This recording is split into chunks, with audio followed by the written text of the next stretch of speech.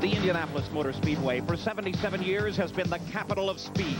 These long straightaways and mildly banked turns have beckoned man with a single challenge: run faster. Speed is the essence. But last year, the reward of speed was disaster. Car after car, driver after driver found himself a helpless passenger.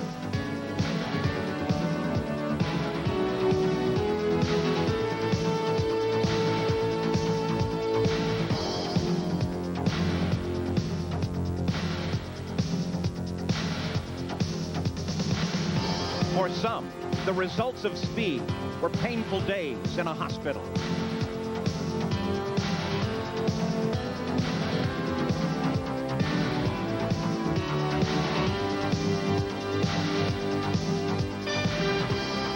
But this year has been the safest ever.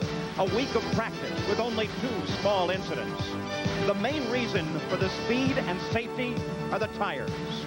And Rick Mears, now searching for a third Indy win, threw down the challenge as he poked the nose of his Penske through the 220-mile-an-hour barrier early in the week. It was the same each day. And yesterday, he ended the practice with a lap at 221.456 miles an hour. But Mears is not alone past 220. Each day, Mario Andretti has kept pace with Mears, running faster and faster. Mario can tell you 221 miles an hour is very fast. You have a pretty good idea because looking at the numbers on my tach coming off the corners, obviously that spells speed.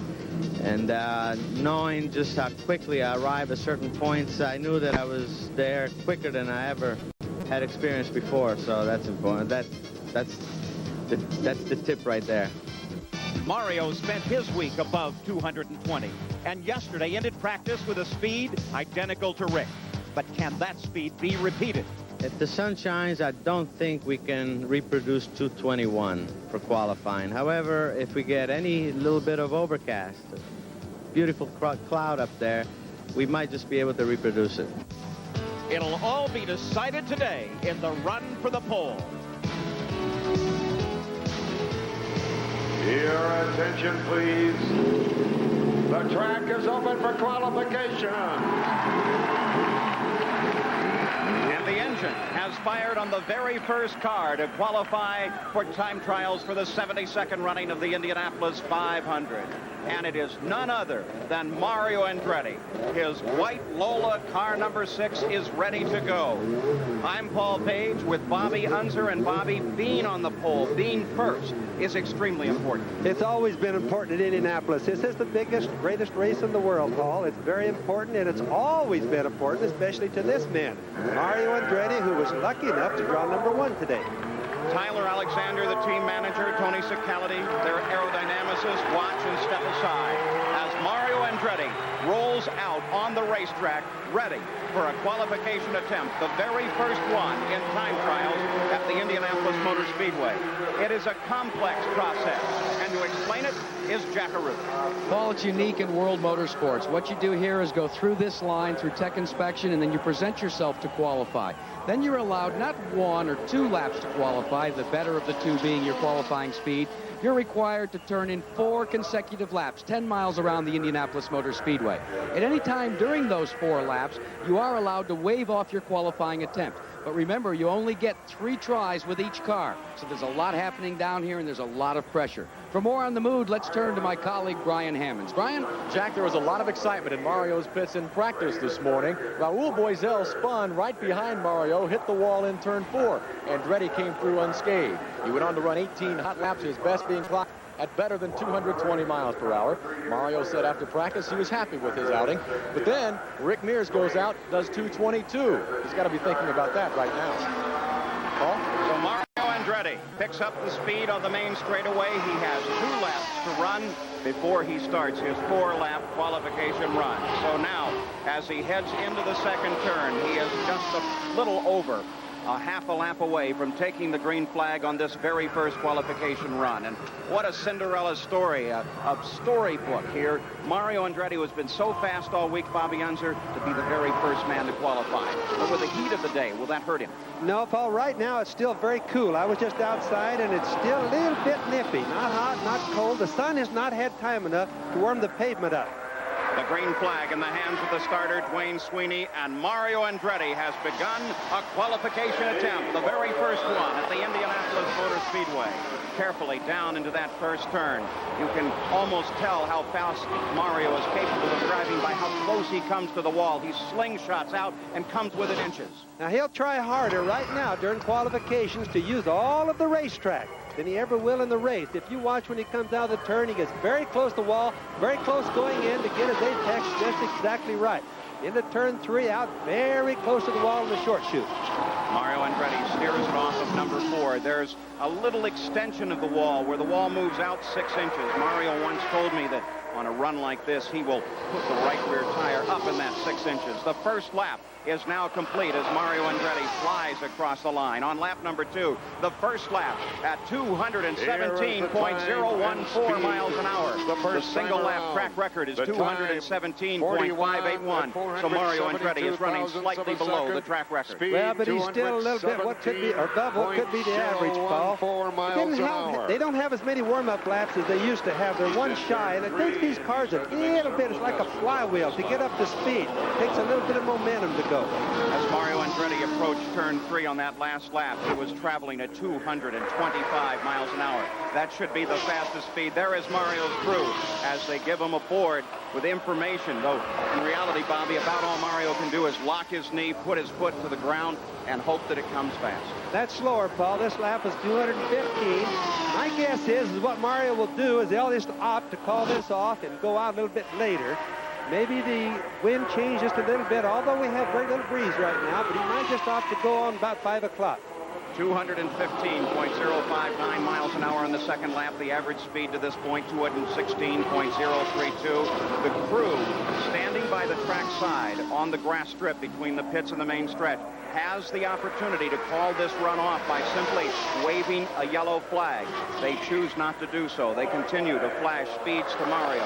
Tyler Alexander, the crew chief, continues to watch.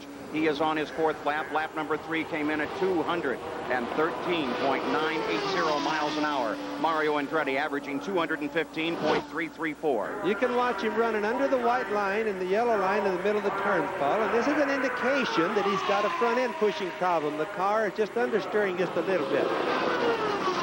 Mario Andretti now in the final moments of his qualification run, averaging just over 215, not the speed that we saw in practice. He comes to the main stretch. Will they accept this run?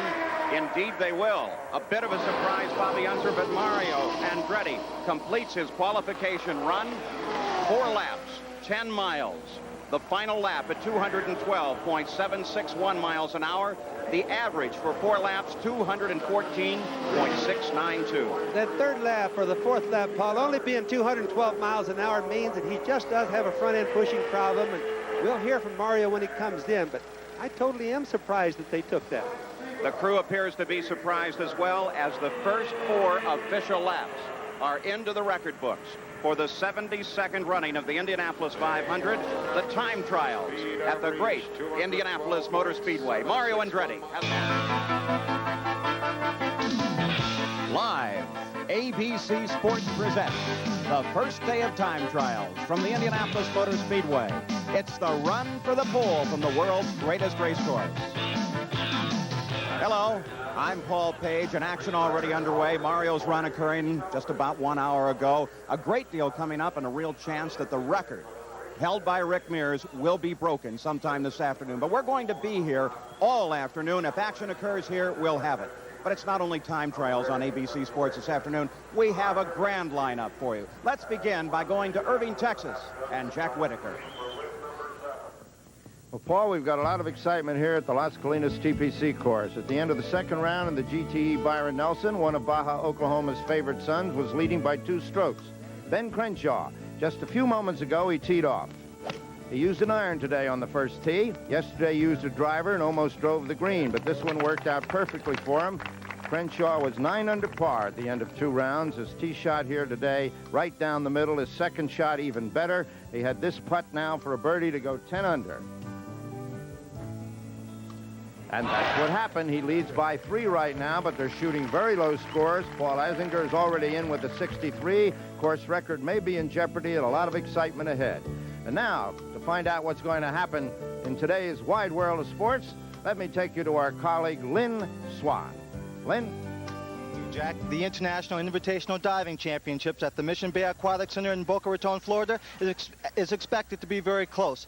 The weather, in a word, steamy. Thunderclouds are threatening this afternoon. All we can do is hope and wait it won't stop the competition. The best divers from around the world are here to test their talents in the last major international tune-up in the U.S. before the Summer Olympics. America's best diver, Greg Louganis, who has already won the 1-meter springboard competition but will not compete in the 10-meter platform due to an injury. He will be with us live this afternoon for an interview. But right now, let's head north to Jim McKay at Pimlico.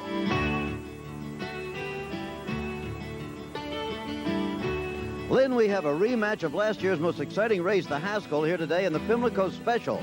Ali Shiva, winner of last year's Derby and Preakness, there he is, and undefeated this year, will meet Bet Twice, the 1987 Belmont winner by 14 lengths, winner of the Haskell also. And Lost Code, the speedster, who led in the Haskell until the final stride. These 3 meet again in the revival of the Special after a 30-year absence. Now let's go to Paul Page at Indy. Oh, we're back live at the Indianapolis Motor Speedway, and you're watching now the defending 500-mile race champion, Al Unser, who is now on the second lap of his qualification run, his first lap at 215.095 miles an hour. Well, Paul, you can watch him. He has a real good line. Al's been up to 218 so far this month. Right now, you can just watch his line. He's not having the customary problem that some of the other cars have of pushing the front end and having to cut under the white line. Of course, Al is a man who likes the car to be absolutely perfect. He doesn't want any surprises. No, and these cars this year are really sensitive to aerodynamics. We're seeing speeds faster than we've ever seen before in our life. But by the same token, the cars can get off just as easy. Al Unser, lap number 2 now complete. He works lap number 3, the first lap, 215. Then he brought the speed up, now running at 216.258 miles an hour. Well, that's a good speed. We've seen Mario, who went out earlier. He had a few problems. His speed's dropped every lap. Now, this is the first car that we've seen so far today that's actually gained the second lap. So Al Unser Sr., this is a Penske car, the first time in 4 years that the Penske team has had a Penske chassis ready to go and run fast at the Indianapolis Motor Speedway. Derek Walker and the crew stand up on the grass and between the pits and the main stretch. They watch the times. They could opt to wave him off should they choose, but I don't think so with this run. No, if he doesn't have something bad happen, I promise you, he'll be staying with it, Paul. But here we have a lap 215, which is the third lap around. That's still very good. And incidentally, we expect Rick Mears to run faster later on, but this could still remain on the pole depending on what the wind does today. Averaging to this point just over 216 miles an hour as Al Unser, the defending Indianapolis champion, carrying number 1, denoting that position, screams toward the line. They take the run, and Al Unser has qualified for the Indianapolis 500. He had a perfect line all the way around. That was really exciting. I'll bet you he really feels good, Paul. Well, no doubt we're going to have a great day of activity here at the Indianapolis 500 as Al Unser now slows it down as he's completed his run. 4 laps at an average speed of 215.2 miles an hour. That last lap at 214 miles an hour. So at 215 miles an hour as an average, that should make Al Unser the pole sitter for the moment. Well, it will, and of course, we have a good day. Everybody should just know that we really have nice weather here in Indianapolis, one of the best we've ever seen qualifying. There's Al coming in, and I'm certain all the guys are going to enjoy this good weather. It's nice and cool. So now the new pole sitter. Mario was out first, held the pole while several other cars made their attempts. But now you saw it live as Al Unser, Chevrolet Power, a Penske chassis, sat on the pole. The Indianapolis 500 time trials are brought to you by Head & Shoulders, because you never get a second chance to make a first impression. By Sears, where there's more for your life. By Goodyear Eagle Tires, Goodyear, because there really is a difference. And by Miller High Life, brewed to be smooth, never bitter. Takes time to make, time to enjoy. We're back live at Indianapolis Motor Speedway. Paul Page with Bobby Unser, Jack Arute, and Brian Hammonds, and you're looking at Michael Andretti. He is beginning to warm his machine up, ready for a qualification run. Already, we have had 5 qualifiers here at the Speedway, and you saw it just a moment ago as Al Unser, the defending 500 champion, averaged 215.2 miles an hour to move into the #1 position. Now remember, that's provisional. The fastest guy of this day will end up in that #1 position. But here's the way they set to the moment.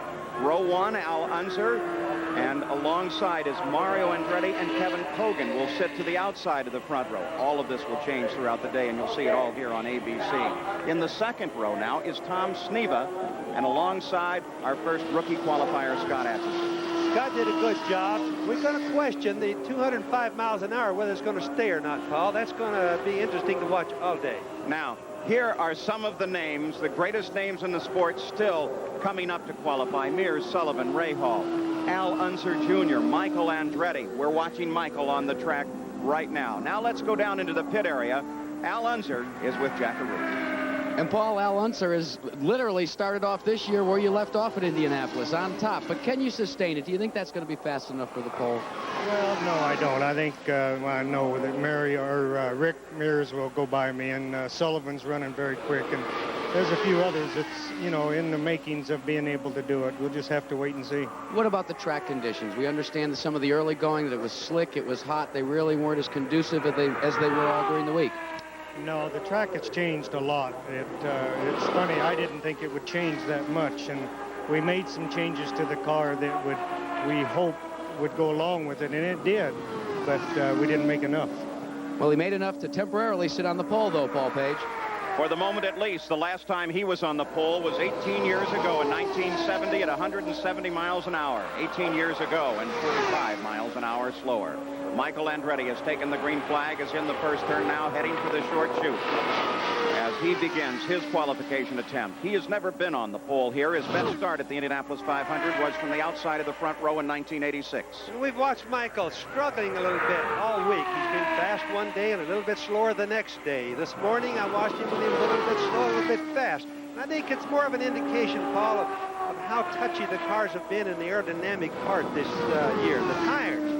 Absolutely. The Goodyear tires are making the cars go tons faster, but they seem to be a little bit sensitive with the air. Michael Andretti had 4 races here at the Indianapolis Motor Speedway. Lap number 1. Field average to this point is 210.594 miles an hour, and Michael Andretti completes his first lap at 209.766 miles an hour. Again, a slow speed, but when you consider what he has been doing in practice, the fastest, Bobby, that he has gone under totally ideal conditions is 212. He has a March chassis, and they seem to be struggling a little harder. That's part of the story that we will be covering this afternoon. The chassis story, March versus Lola versus Penske, and the engine story as well. Very definitely. The March car, if we remember, last year had some problems adapting to the new radial tires of last year. But this year, the March car seems to be really quick on the short track. There's his crew, Barry Green, the crew chief, watches as Michael Andretti comes down the straightaway. They flash a time to him. They actually measure that time up in the 4th turn so that they can anticipate what the time will be when they get to the line, should they need that information for a wave-off. Well, with the new stopwatches, it gives you instant time and speed together, so they're able to do that real easy. Backstretch speed, 215 miles an hour, unofficial. Now, that really isn't an awful lot of speed for a car today. They should be up in the 220 bracket. Second lap in at 210. He picked it up just a bit. 210.315 miles an hour. The average speed for Michael Andretti to this point is 210.040. 210 is going to be plenty fast. It's not going to set on the pole, but it's going to be a good time today, I think, Paul. Keeping it at 210, the third lap complete at 210.585. Picks the average up to 210.2. On the backstretch, Michael Andretti, the car number is 18. It is a 1988 March. It is powered by a Cosworth racing engine. Cosworth is one of the engines that we used to have an awful lot of here at the Speedway. We still have a lot of them, but they're slowly fading on the power department. I suspect that the team will, in fact, take this speed as Michael Andretti comes onto the main straightaway, completing his 4th and final lap. And the checkered flag flies. Michael Andretti has now completed a qualification run at the Indianapolis Motor Speedway. The final lap at 210.069 miles an hour. His average for the 4 laps, 210.183 miles an hour. And that should be good enough to put Michael Andretti on the outside of the front row. So Michael Andretti becomes the 6th qualifier at the Indianapolis Motor Speedway. On the pole, for the moment at least, is Al Unser. We'll be back with more live from Indianapolis. We're back at time trials at the Indianapolis Motor Speedway. The run for the pole, the crowd in a truly festive mood. They don't give the official attendance here at the Speedway ever, but the best guess today might be in excess of 200,000 folks crowding into this giant stadium. We are qualifying, and so far there have been 10 cars presented at the line. 9 of those passed inspection. Johnny Rutherford did not and was forced to pull out of the line. 3 cars waved off, and we have 6 qualified. The fastest of those 6 so far, Al Unser, the defending champion. One of the cars that had a problem when he tried to get started was Bobby Rahal. Now Brian Hammonds has that story. Well, Bobby Rahal was in tech, and then he had a broken fuel pump cable. He flunked tech inspection. They put him at the end of the line. You can see Bobby back here now passing the time as his crew makes some repairs to the car. He will be okay. He'll be back out later today. We saw Michael Andretti as we take a look at Bobby Rahal holding a conversation on the wall, certainly disappointed with the fact that he was not able to present the car. They spend Bobby all morning getting up, getting ready to do this, trying to back time themselves to the moment when they will actually qualify. Well, they certainly do, Paul. And let me just make a note on that real quick with Rahal's problem. The fuel pump in this particular car, or these cars, don't set on the engine like we think fuel pumps do on normal cars. It actually sets away from the engine. It's got a cable that runs it. There's another great view of this massive crowd that is here at the Indianapolis Motor Speedway today. Well, you know, during May here at Indianapolis, there is a very special time. It comes at the end of the day when the track is cool, the winds are calm, and the speeds are fast. Well, yesterday, Jack Arute took us back and walked through the happy hour. It's 5 o'clock in Indianapolis. 1 hour to go. It's what we Speedway fans lovingly call the happy hour.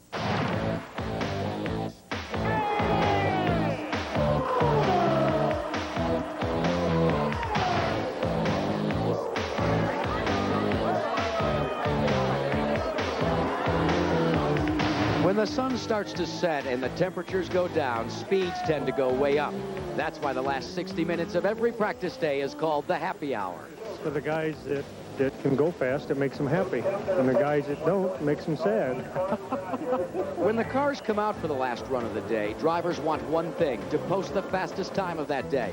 Although the only prize is pride and perhaps a psychological edge. When you try to measure up with the caliber of a Rick Mir or the Penske team, and if you can outdo them in that moment, yes, pride does set in.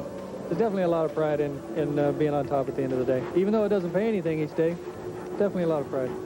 This week, happy hour was the backdrop for a duel between Rick Mears and Mario Andretti. Neither wanted to leave the track while the other could possibly post a faster time. Mears was the first to set the standard on Wednesday when he posted a time of 220.967 miles per hour. But the next day, Andretti came back at 221.565. And then last night, the story took one more turn during the draw for today's qualifying order. Here we go. One. The Mears team didn't have the same kind of luck, though, pulling a much later start. 5, Rick Mears, here we go. 61st position. 61. The draw over, and the practice is finished. Last night, all that remained were the pit crews, working into the late hours, hoping somehow to recapture for just a few laps today that magic and euphoria of speed that's called the happy hour.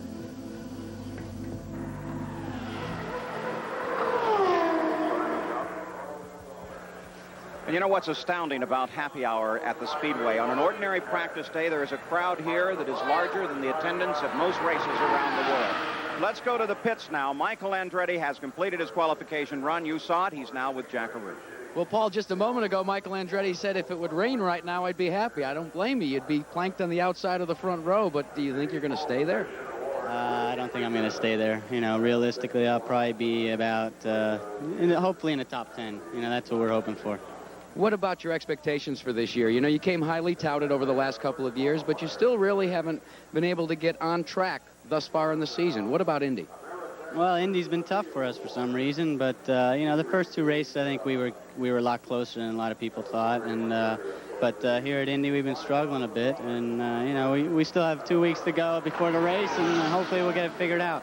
Well, you can be sure that he'll be looking for a spot at that start-finish line. In fact, when you talk about the start-finish line, you're looking at a yard of bricks, and that's all that remains of the track that was built back in 1911. There's been some 54 different drivers that have crossed that line to go to IndyCar immortality, but no finish was any more famous than that back in 1982.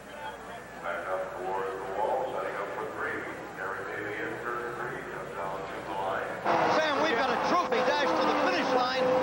If this stays this way, there's never been anything like it. The closest finish in the history of Indianapolis was in 1937, 2.16 seconds. There's Dina Mears. Her man is the man that's closing on the leader. Yep. Look at Mears pour it on, Jim. I know when you're this close, I mean, you can reach out, you can feel that guy ahead of you. And look at Mears now. Here's John Cox taking a fairly moderate line, and Mears is catching. Look at his speed off that turn. I've never seen anything like it. There they go. 2 laps to go. There's time to catch him if he can do it. Rick Mears, his wife. The stopwatch, 0.63 seconds between them. I don't have to tell you what's going to happen if he catches him. It's going to be, I mean, this is extremely dangerous business right here. I don't think I've ever seen an open-wheel car race with people this close at the finish. No, and never so fast. I mean, these laps in the high 190. Look at this. Cena there. All right. He may do it. Yeah, he may. He's that close. Look at that shallow line. They're going to get the white flag. There'll be 1 left to go. As he moves along, tries for John Cox. Is he going to do it? The white flag out. This is the final lap. Going down into the first turn. What? No. Gordon held him off there going into that first turn. Over the roar of the engine, you can hear the 400,000 people going hoarse. All right. No one has ever seen this before in Indianapolis. This is the back straight, Jim. There's 2 turns to go now. Mears behind, and he's again trying to slipstream him. John Cox did a good job of staying ahead of him in turn 1 when he made that move there. Good. That was brilliant. Enough. That was brilliant. Not quite over. John Cox still with the lead. Here it comes Headed again. for the finish line. He's still closing. That's his wife. It's too late now. You only got to pray. Look at that. There you see them. Mears. Can he make a move at the finish? He's making a move. No, not quite. Gordon Johnson has won the Indianapolis 500. He won it by less than a car length. Less than a car length after 500 miles. The disappointed wife of Rick Mears there. Well, the jubilation in the pits, the Pat Patrick pits. Gordon Johncock has won it. He held on in the closest finish in the history of the Indianapolis 500. 66 races. Never anything like this. That's Roger Penske's wife, Kathy, consoling Dina Mears. Well, what could you say to somebody after that? I guess we did get carried away, Sam, but well, somebody else might be able to help it. I couldn't. Yeah, unbelievable. Jim, it's the victory of a great racing driver who made a great racing move. Let's look at that finish again. All right. Well, here is. It looks like he's beaten at this point, right? Yes. Yeah. Coming out of the last turn. Yep. There's nothing but frustration there. Now watch this. Making the move as they come to the finish line. There's Mears moving up, and it was just a little over a car length, about 20 feet. And to this day, that remains the closest finish in the history of the Speedway. Ironically, that's the last So more qualifying coming up at the Indianapolis Motor Speedway. The run for the pole, the first day of time trials. We'll be back. We're back live at the Indianapolis Motor Speedway as the green flag flies for the number 22 car of Dick Simon. At age 54, he is the oldest man to attempt to qualify for the 500-mile race this year. The car is a 1988 Lola. It's powered by a Cosworth. Should he qualify, he will qualify for his 17th Indianapolis 500. Notice when he came out of turn 1, Paul, he an hour. And didn't feel that that was nearly good enough. And then yesterday, a breakthrough came, and the car practiced at 210.8 miles an hour. So they've decided that that is more than sufficient to try and make it into this field, and that seems to be a good judgment. The first lap now complete, but back to that speed we mentioned earlier. The first lap for Dick Simon at 206.503 miles an hour. He's starting to cut across the corners just a little bit. Looks like maybe he's having a little bit of a front-end pushing problem like some of the other cars have had. Dick Simon moves on the 2.5 miles of the Indianapolis Motor Speedway. The main stretch, the back stretch, both 5/8 of a mile long. The turns banked just a tick over 9 degrees as he comes onto that long main straightaway, completing lap number 2 of a qualification run. Using more of the track than most of the drivers. If you notice when he goes in, see how he's in the gray a little bit with his right front tire, getting across down to the white lines, across them just a little bit. Now watch how close he comes to the wall. There you go. 6 inches from the wall. Is that all he had, Paul? Lap number 2 at 206.28 miles an hour. The average, 206.3 miles an hour. Dick Simon on the backstretch now. Down the backstretch at about 219 miles an hour. Cosworth powered. His best start in the Indianapolis 500. Last year, started in 6th position. So far, 7 people have qualified as we take a look once again at the lap 2 speed and the average, and Dick Simon takes the white flag, indicating 1 more lap to go on this 4-lap, 10-mile qualification attempt. 4 laps around the 2.5 miles that are Indianapolis. You can see the car wiggle just a little bit as he comes across the short chutes. Dick Simon at 206.413 miles an hour, so he picks it up from the second lap just a bit. He is now averaging 206.398 miles an hour. The machine is a Lola powered by a Cosworth, a 16-year veteran of the Indianapolis 500. There's almost no wind blowing. The track, the only difference that we're going to get is the sun just baking down on the track. That's a wave off, Paul, which means they don't feel that 206 miles an hour is just going to do it to make the show. We've been talking about that all morning. So Dick Simon waves off. 1 attempt will be counted against his car. He will have 3 opportunities to try and qualify. Well, the man, of course, that everyone is talking about is Rick Mears. He is the other man that has been well above 220 miles an hour. In fact, in the morning practice, Rick Mears ran a lap, unofficially, of course, at 222.8 miles an hour. There he is, and he's with Jack Arute. Rick Mears this morning, 222 miles an hour. You've been a very interested observer out here thus far. Do you think you're going to be able to repeat that as far back as you're starting? You're 61st on the qualifying order.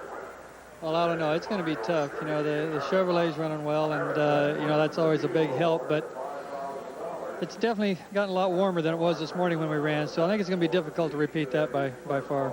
Rick, what accounts for the big differences in speed between, let's say, what we saw all week and what we're beginning to see here this afternoon?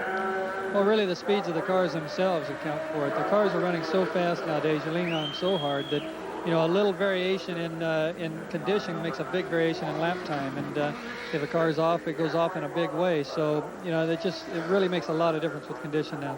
When Al Unser Sr. was finished with his run and done with the photographs and the interviews, you were the first one to huddle with him over on the pit wall side. What were you asking him? Well, I just kind of wanted to get an idea which way the track was going, and yeah, and it was getting slipperier. So we just got to deal with lady luck and the draw we got and see what happens. Maybe one of the advantages of having a 3-car Penske team is you can check with your teammates before he has to go out. Paul? Well, a little intelligence for Rick Mears. He is still to qualify along with Sullivan, Ray Hall, Al Unser, Roberto Carrero, some of the great names of the sport yet to qualify this afternoon. We'll be back. On the track now with a qualification attempt at Indianapolis, the number 91 car driven by Scott Brayton, who in 1985 held the 1-lap record here. He completed his first lap at 213.716 miles an hour. He is on lap number 2 right now. Of course, there's other motorsports going on in the world at this time. The Formula One are racing in the streets of the picturesque city of Monte Carlo, the Grand Prix of Monaco. And we will have a satellite report on the qualifying there a little later in the day, and a great deal coming up this afternoon on Wide World of Sports. But remember, if it happens here at Indianapolis throughout the afternoon, we will have a report for you. Bobby Unser's Scotty Brayton has completed lap number 2 at 212.359 miles an hour. He's averaging 213 miles an hour, and at the moment, that is good enough to put him on the outside of the front row. That's right, Paul. And also, Scotty is driving one of the much-publicized Buick V6s based on the stock block series. In other words, a pushrod engine. And those engines are given 10 more inches of manifold pressure than the other cars, and they have a very high straightaway speed. For example, Scotty's been running 224 miles an hour as compared to some of the Cosworths at 219 at the end of the back straightaway. This car is owned by Ron Himmelgarn. The crew chief, though, is Darrell Soppy, who has quite a few IndyCar wins to his credit, and is certainly capable of getting this car not only in a great qualifying position, but in a position to run well in the race. He has averaged 212.9 miles an hour, 224 miles an hour as he heads into turn 3, and his third lap was at 212.680 miles an hour. Very consistent speed going in the back. Well, that shows that he's got it wide open in his invariant, so that means that Scotty's got it nailed down. Now, he's run faster in practice, like many of the cars here have here today. But by the same token, it's a good average so far, and I think he'll be well in the field. And the fourth lap complete at 211.750 miles an hour for Scotty Brayton. The 4-lap average, 212.6 miles an hour, and that is good enough to put him on the outside of the front row. So Scotty Brayton, for the moment, sits on the front row at the Indianapolis Motor Speedway. Now, earlier, Derek Daly went out and qualified for the 500. Let's take a look at the last 2 laps of Derek Daly's run. This is Derek Daly, car number 10. Beginning lap number 3 right now. Dwayne Sweetie, the starter.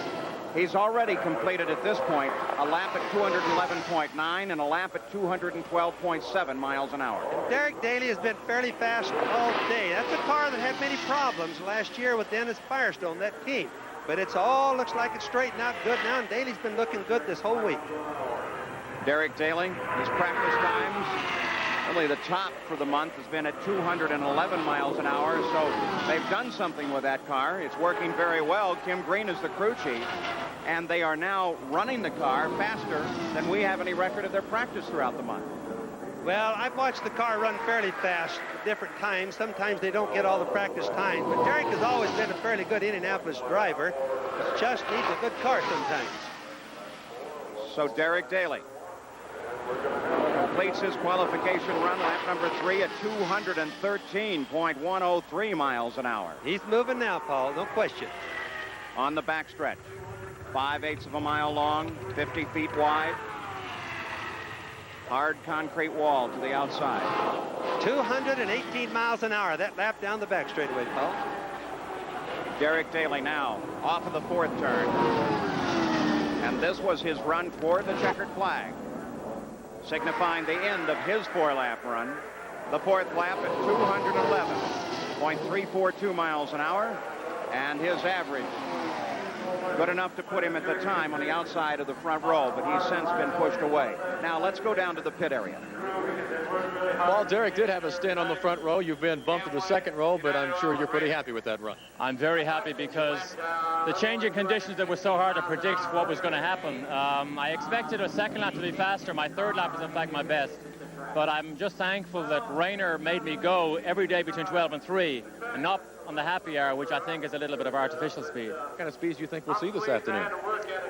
If Rick, who drew a late number, if he can run after 5:30, I'm sure you're going to see him edge back up into the 218s, maybe plus again. Could be interesting. Derek Daly right now on the 2nd row. Paul?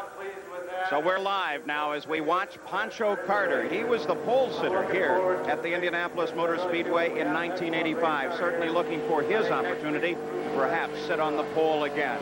The pole, why is it so important You're on the front row, the inside. The drivers feel it's the key position, but we ask them, why is it? It's a big thing. You kind of try to tell yourself that it's not. You just want to get in the show, but when it comes back right down to it, you want that pole very, very bad. Well, I'd never really thought about it that much until I, got to sit on the pole in '85, and then you realize the importance it is, not so much to the driver himself, because it's always good to let everybody know that you're the quickest guy for that particular day, but it's really an incentive to do it to get your sponsor's name in front of the public for 2 full weeks. And I think the pole is good for one thing. It's good for your sponsors. It's good for the crew, for the morale and all that. But I think it has absolutely no bearing on the race whatsoever. Well, I think it's a good starting position, but I've never won the race starting on the pole. And I've sat on the pole, I think, as much or more than anybody here. But I can't say it's been lucky for me. Well, it's the most important race in the world. And, to be here is already very important. But then to sit on the pole and to start from the front row in front of so many people is just something unbelievable. It shows that you have the fastest car. It shows you have an advantage. It shows that that your team's together, and you are too. You prepare the car only to run the fastest, not to run in a race.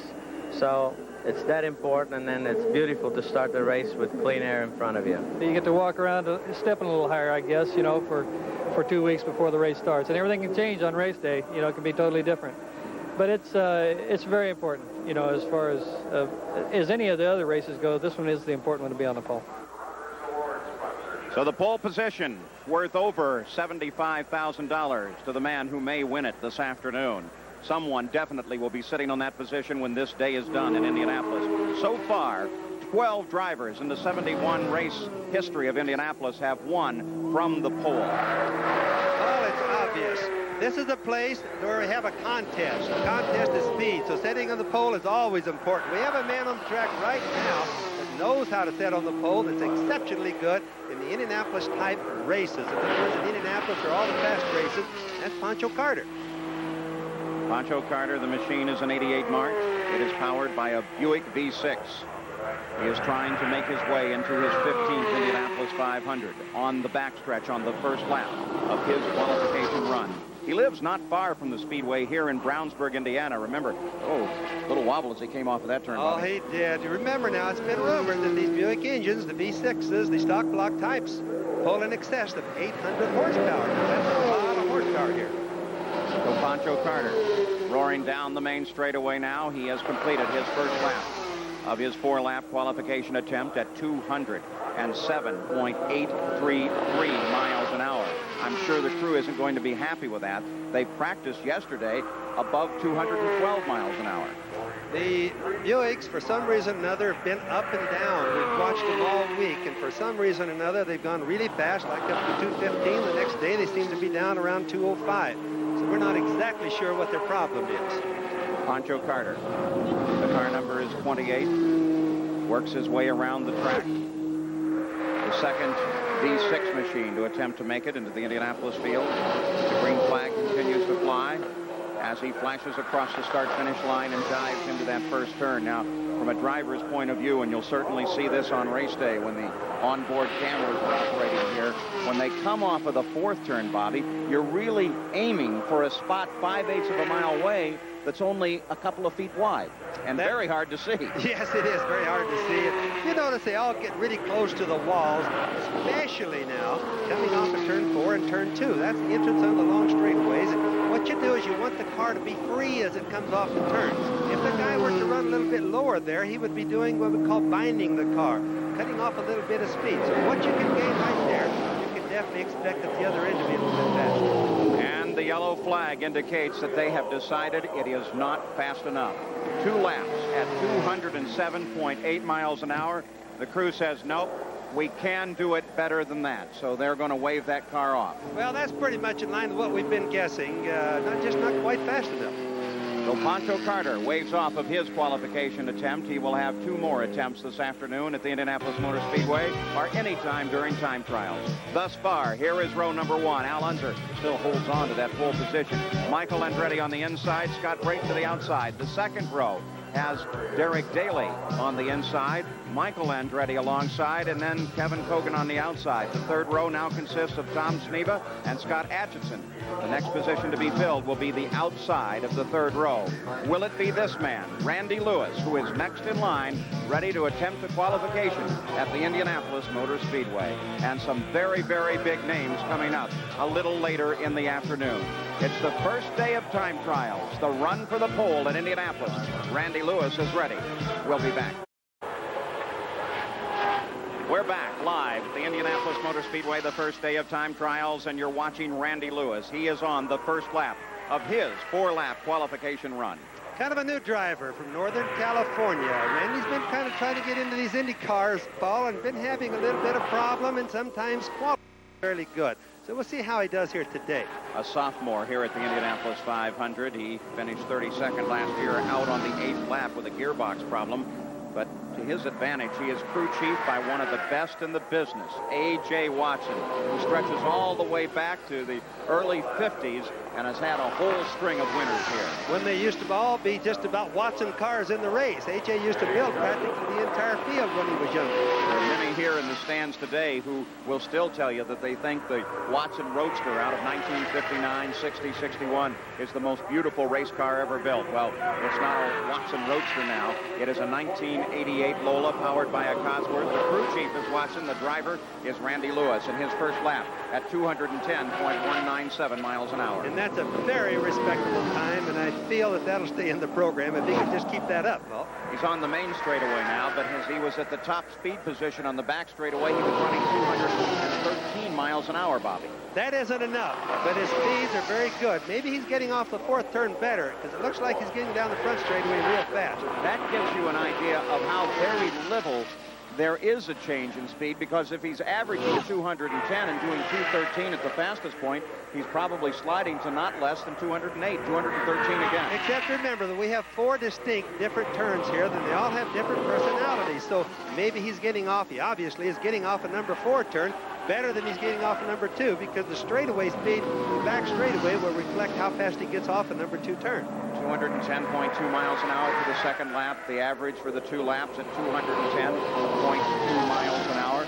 And that is a respectable qualification run. It would put him at the moment in the center of the second row, and in fact would allow him to qualify faster than Michael Andretti, which would be a surprise. Well, his third lap's only dropped down to 209.4, 209 miles an hour. Exceptionally good. I know A.J. Watson has got to be extremely happy, because many of the years lately he's had a lot of problems with his cars. But that drops the average now to 209.953 miles an hour, which, if he would continue that pace, will put him on the outside of the second row.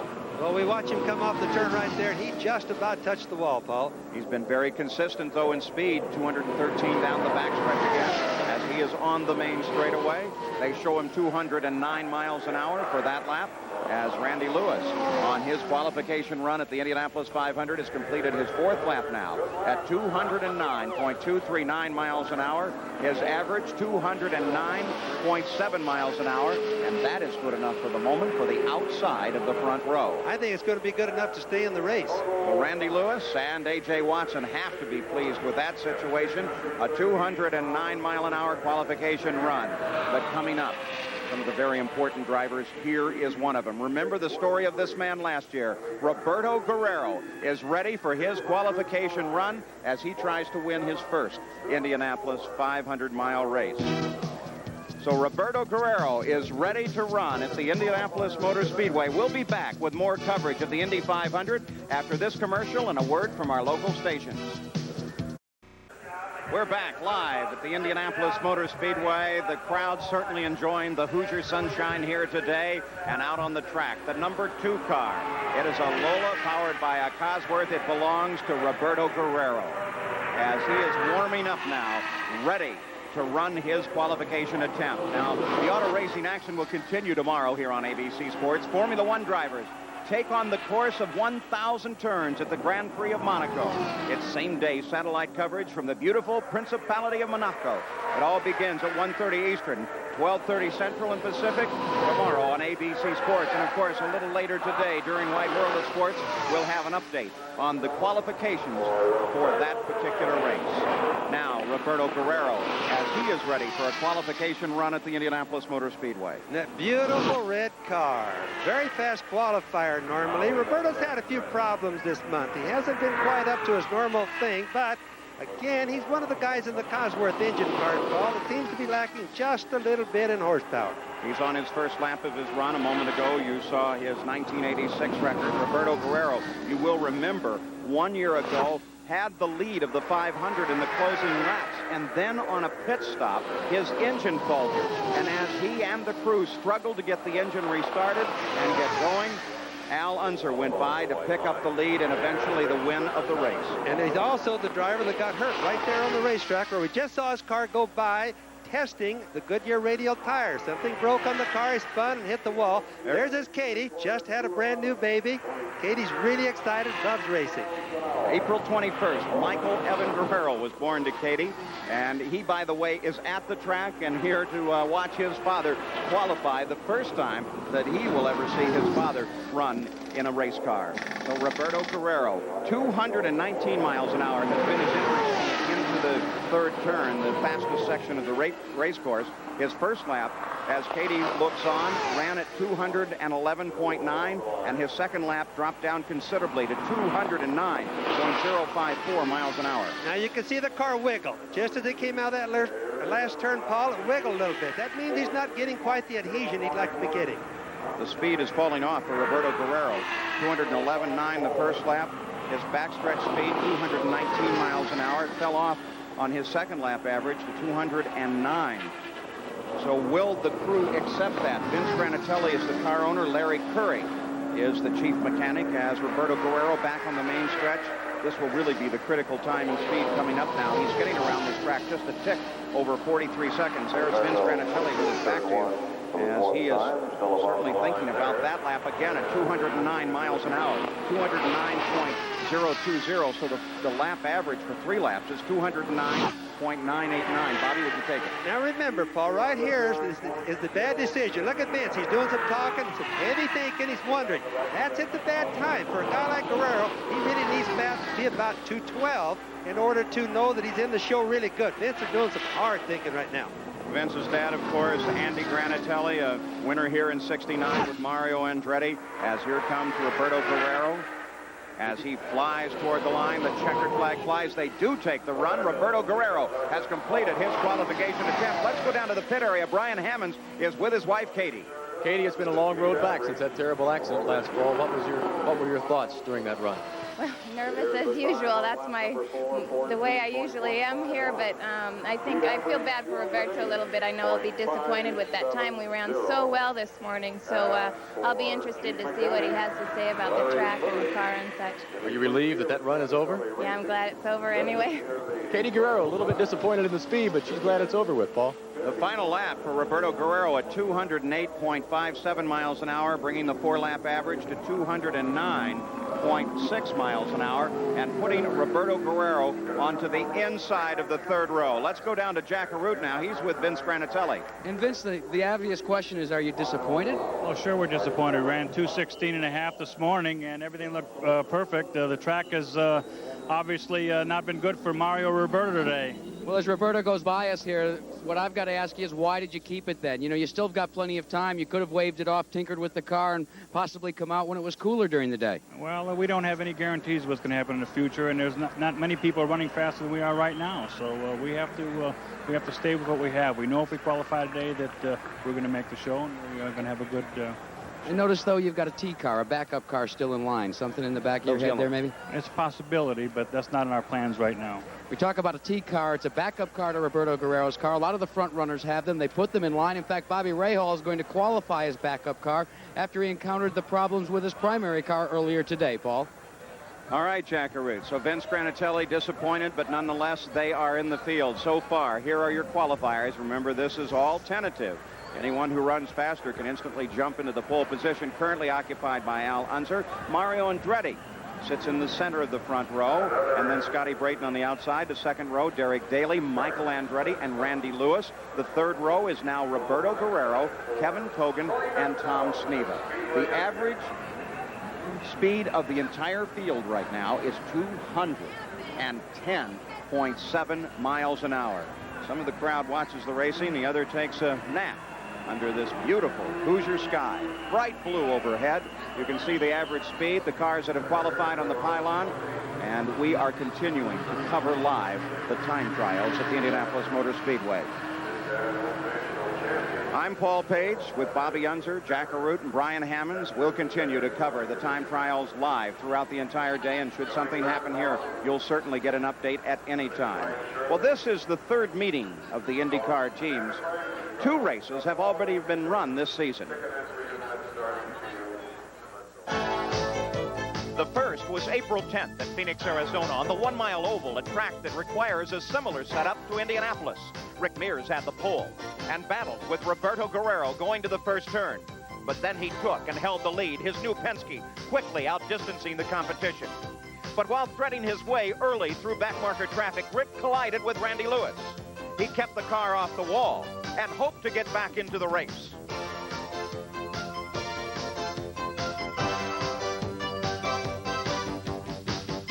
But to the great disappointment of his team and owner, Roger Penske, the car was out. Arie Luyendyk then had the lead, but as he stopped for a routine refueling, a loose vent allowed fuel vapor to ignite, setting the car on fire. Immediately, firemen and crew fell on the car, trying to put the fire out. Luyendyk stayed in the cockpit, hoping to get the car restarted.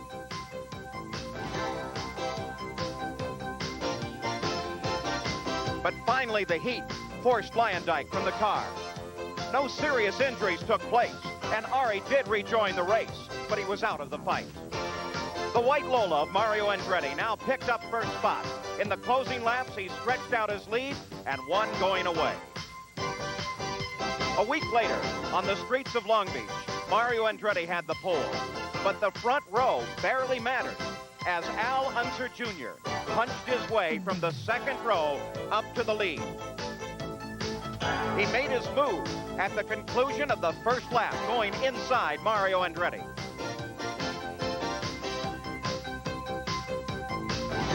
Little Al's race was smooth until his first routine pit stop. As they refueled the car and changed tires, suddenly the pit stop ran long. Something was wrong at the left rear of the machine. Danny Sullivan roared past to pick up the lead as the crew struggled with a left rear tire that would not mount properly. A frustrated Gallus team worked hard on the tire and then finally sent Little Al back into the action. Race leader Danny Sullivan now had a clear run, but Little Al ran him down. Then, as they approached the third turn, Little Al, without hesitation, passed Danny and then drove away. That troublesome wheel and tire would not be a factor. It was a smooth run to the finish, and Al Unser Jr. won at Long Beach, California.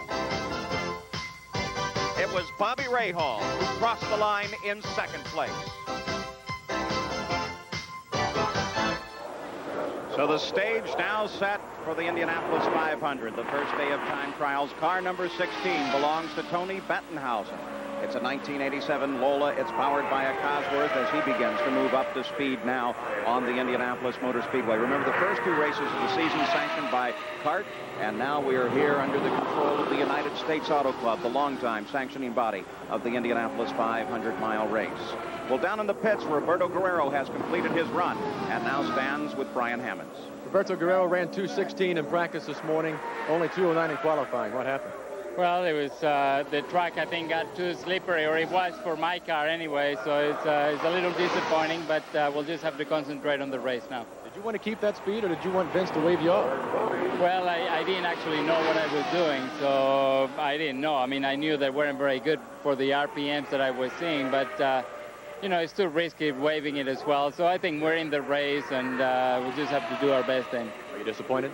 Very much so, yeah. But, you know, more disappointed for the whole team. You know, they've worked very hard, so we'll have to make it up to them on the race. All right, Roberto Guerrero, very disappointed. Now let's go down the pits and Jack Arute with Danny Sullivan. Well, Brian, a car goes into the box, as they say, when it's ready to attempt qualifications. It goes through technical inspection, and that's what's happening to Danny Sullivan's car right behind us. Danny, you're in the box. You're next up.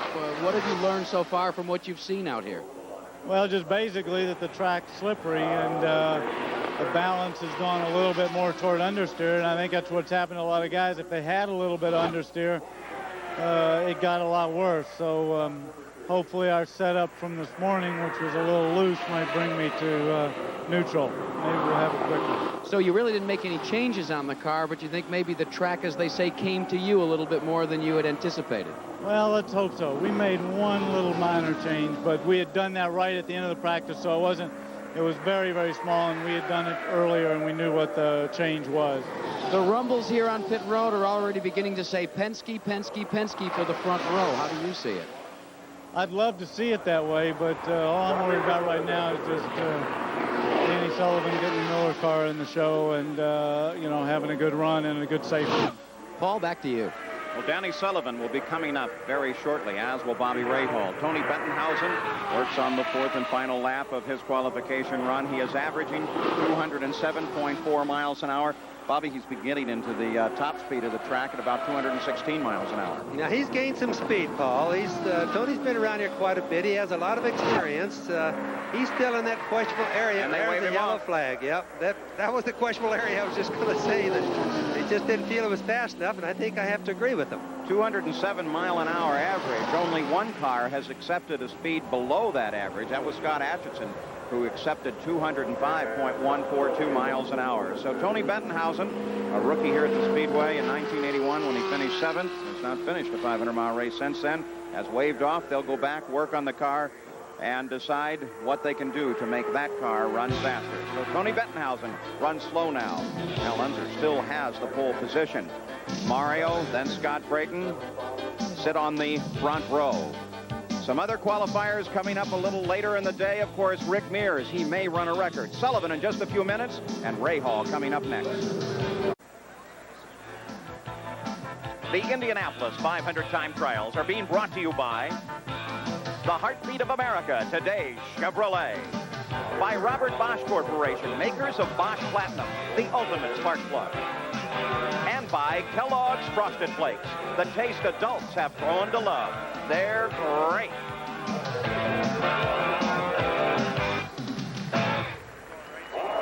Well, there's Danny Sullivan as he waits for his chance to qualify. Just one car before Danny Sullivan goes out.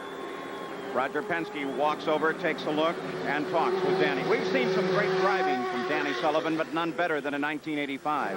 Mario Andretti was leading the race at 300 miles. Danny Sullivan was running second. Danny Sullivan going down low. Can he make the move? Sullivan down low. Side by side, Sullivan has the lead.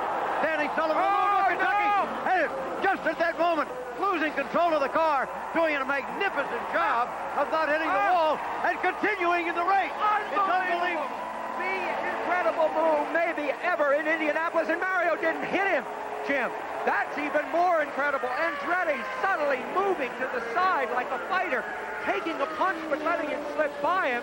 Sullivan at 200 miles an hour recovering from that spin. You have to go back to Jim Clark in 1964-5, Jim, to get a move like that on this racetrack. I've never seen anything like it on the Indianapolis racetrack. Incredible. Unbelievable, but he's going to come in. That may have caused problems in the car. That is absolutely unbelievable what we saw. Of course, he must now stop because he's flat-spotted those tires. He's coming down that very rough pit lane there, which keeps the speeds down. Listen to the cheers for him. Oh, it's incredible. This place has come alive, and of course, Andretti is in the pits too, both the leaders.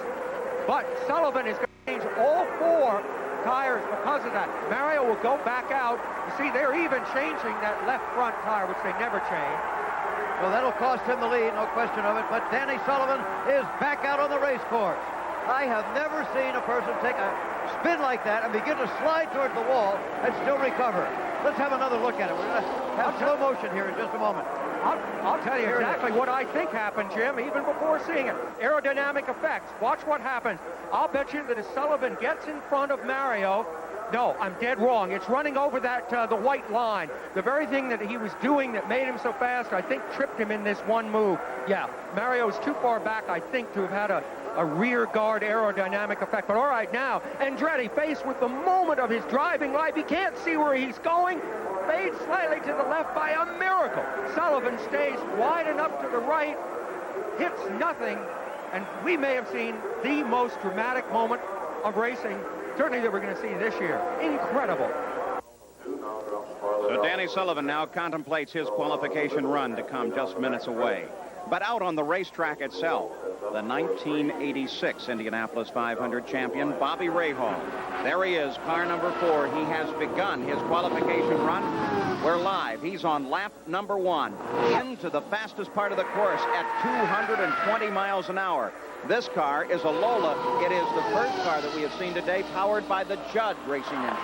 Yes, now this Judd racing engine, Paul, so the people know, is the one that Rick Gallis had last year. He sold the whole operation out to Himmelgarn and to True Sports Racing, and that's what Bobby Rahal is running today. The first lap at 210.2 miles an hour. Now, Bobby is out in his T car, his backup car.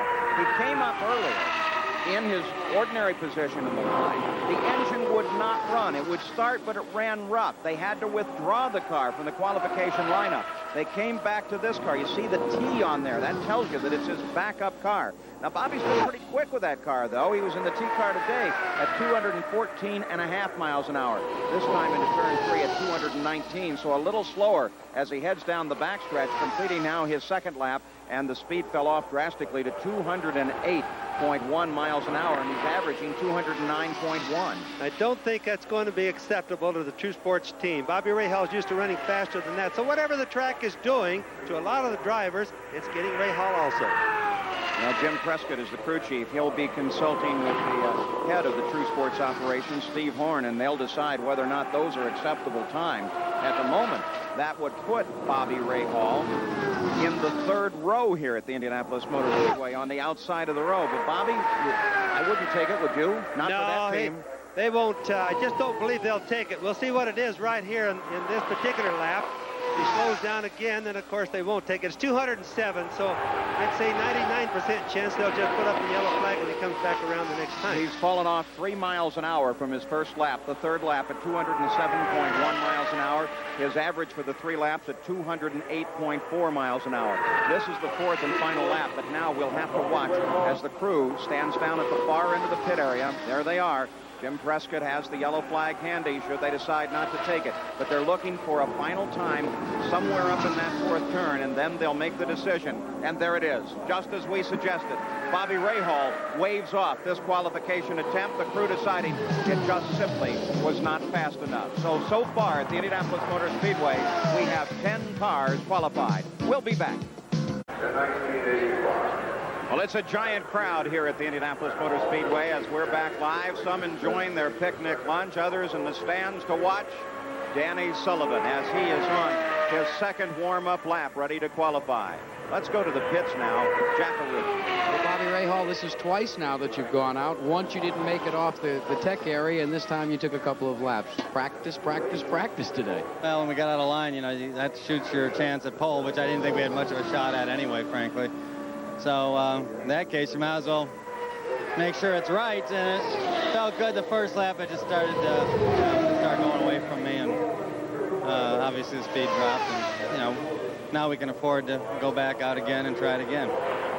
It hasn't been a very good month for Bobby Rahal. Certainly not one of the better ones.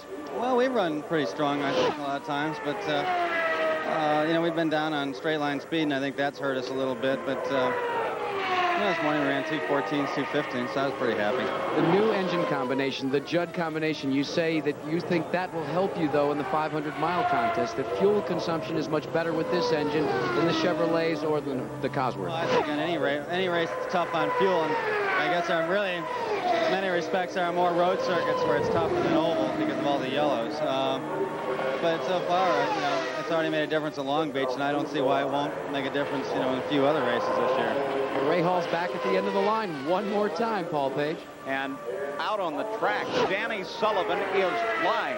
His first lap completed now at 217.3 miles an hour. That is good enough to move Danny Sullivan to the pole, if only he can keep it up. And it's what we were talking about earlier, Paul. Penske chassis. Does Penske have better chassis this year? This would make you think that that's the way it is.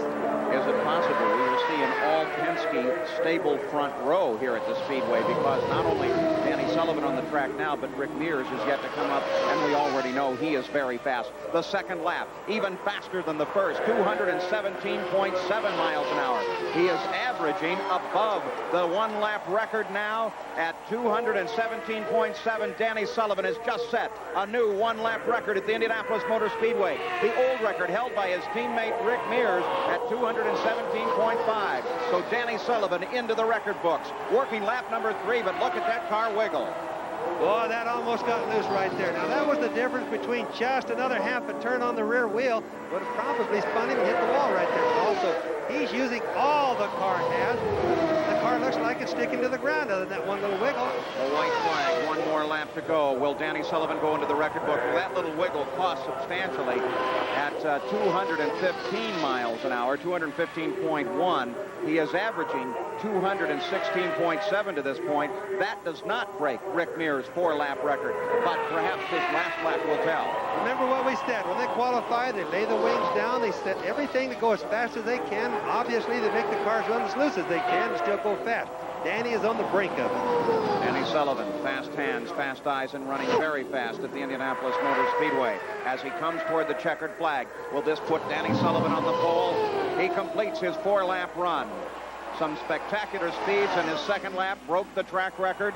Now, the final lap at 214.679 miles an hour. The 4-lap average, 216.214 miles an hour. Danny Sullivan, for the moment, moves on to the pole position, and that carries with it the possibility that Roger Penske will have his entire team across the front row. Well, it's more possible now than it ever was. That's a pole in the middle, and all we have is Rick Mears on the outside yet to go, or for the pole. All right, let's go down to the pits. Jack Arute is with team manager Derek Walker. And they say he is the mastermind of the juggernaut that seems to be taking the front row here. Derek, you spoke to Rick Mears, not Rick Mears, but actually Danny Sullivan as he crossed the line. What did you tell him? I just told him the time and just told him to hang in there. Here he goes right by us now. 2 average. You were talking to him right now, gave him the 216.2 average. What is accounting for this phenomenal run? Is it the chassis, Derek? Well, it's a accumulation of things. Obviously, we've got Nigel Bennett, our designer, all the people in England, the team, everything is all just coming together. But it all starts with the pencil. It's the designer, really. It starts it all going. Well, here's a team that has battled back from adversity, not once, not twice, but many times, Paul. Danny Sullivan, the new track record holder for a single lap at 217.7. We'll be back with more coverage of the Indianapolis 500 time trials after this commercial and a word from our local station. Speedway, the car on the track is number 8. It belongs to Teo Fabi. It is the eyes of Europe watching this car. The car is the Porsche effort. The chassis is a March, but the engine is Porsche. And Teo Fabi has completed 2 laps. One at 207.7 miles an hour, the second at 208.2 miles an hour. He's averaging 207.9 miles an hour. I'm Paul Page with Bobby Unser, Jack Arute, and Brian Hammonds. We've had a battle for the pole here today. The first to hold the pole was Mario Andretti, and then it was taken away by Al Unser. And just moments ago, you saw it here live as Danny Sullivan broke the 1-lap record at Indianapolis at 217.7 miles an hour and averaged 216.2 miles an hour. Currently, Danny Sullivan sits on the pole, but this is the Porsche crew of Teo Fabi, Al Holbert, managing that team as it works its way around the track. Well, we have to guess. He's run a little bit too slow, I think, to make the field at a 207, 208. I don't think they can gamble on that. They're probably having a little bit of problem with maybe the heat in the engine today. Their straightaway speeds, for example, are only 215 miles an hour. That's a little bit less than the Cosworth cars are running at, for example, the Cosworth's at 219. So they may just give Teo the yellow flag also. Now we're reporting out these speeds to you. It is at just 1 point on the straightaway. We assume it will be pretty close to the top speed, but Bobby and I, neither one of us think it's exactly the top speed. It's, in fact, maybe 10, 15 miles an hour off.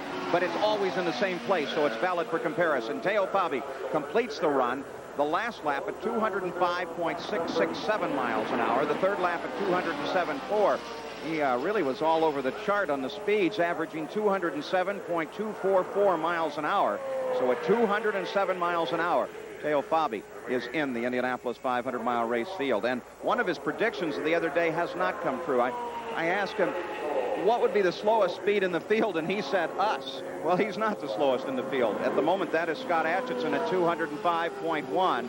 So Teo Fabi moves into the center of the fourth row. Let's go down to the pits. Jack? Well, Paul, when you look over my shoulder here, you see the front stretch, and bordering it on the outside is a retaining barrier and what they call a catch fence. And on the inside is another retaining barrier. Not a lot that you have to be concerned about today with only one car out on the racetrack, but back in 1973, those walls and those fences got to work out. Jim Ranson takes the base car off the track. He should get the green right now. Doesn't look like a repeat of last year's start. No, it's a good one. And here they come. Bobby Unser going for the lead. Johnny Rutherford right alongside him. Rutherford down low, but Bobby with a terrible crash on the home stretch. There are several cars involved.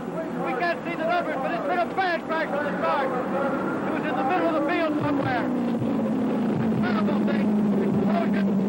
This is what everyone is feared. This is why there's been such a terrible atmosphere of fear here all weekend long.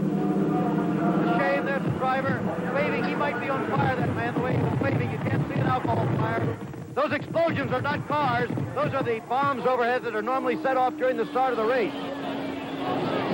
There is a report already that there may be spectators hurt, not confirmed. The wire fence right here on the straightaway was ripped apart. It was very fortunate that a car did not come into the crowd, because one of the standards holding up the wire screen has also been broken in half. Right here at the most crowded part of the grandstand, we almost had an automobile go into the crowd. And it appears definitely that there are spectators injured, but here's a replay of what happened here. He was back in the 6th or 7th row with his car. Conjecture that it might have been Salt Walther, but watch, there's a car going, starting to the right. Right there, and look at this. An incredible explosion, fuel spraying out over the spectators in the first few rows. That could mean real trouble. Another explosion, and like a pinwheel or a garden sprinkler, all the fuel is being sprayed out of the car. That could be a good thing for the driver if he has survived this crash. Car upside down, coming to a rest. Another view of this from a head-on camera. And again, you will see how the cables inside this screen are the only thing to stop this car from flying into the crowd. There, watch now. The screen itself is completely destroyed. The cables flinging him back out on the race course upside down, and again that fuel spraying on the crowd. That's a matter of great concern. And here, that pinwheel effect. The alcohol-based fuel spinning out of the car upside down. Another car, Lee Koonsman, I believe, number 16, barely missing the crash. It's Salt Walther, who is under the car. Terrible, terrible accident on the start at Indianapolis. Only 7 seconds after the start of the race.